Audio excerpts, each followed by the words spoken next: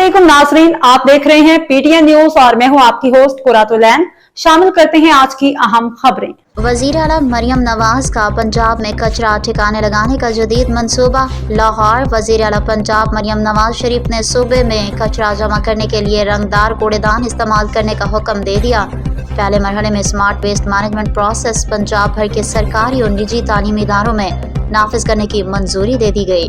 पंजाब हुकूमत के हुक्मनामे के मुताबिक सरकारी और निजी दरसगाहों में 5 रंग के कूड़ेदान रखे जाएंगे। सीनियर वजीर माहौलियात and climate change Maryam Aurangzeb मंसूबे की निगरानी करेंगे। राना सिकंदर वजीर तालीम और ज़ीशान मलिक वजीर लोकल गवर्नमेंट को टारगेट्स सौंप दिए गए हैं। 30 सितंबर तक तमाम स्कूलों में रंगों वाले कूड़ेदान लगाने के इस डेडलाइन मुकर्रर कर दी गई है।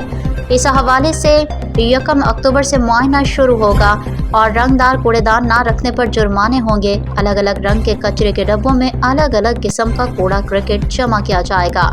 माहौलियाती तहफ़्फ़ुज़ के इदारे ने बाज़ाब्ता नोटिफिकेशन जारी कर दिया।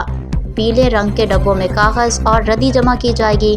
सब्ज रंग के डब्बों में बोतलें, कांच के टुकड़े, लेबॉर्ट्री में इस्तेमाल होने वाला ज़ाया शुदा सामान डाला जाएगा।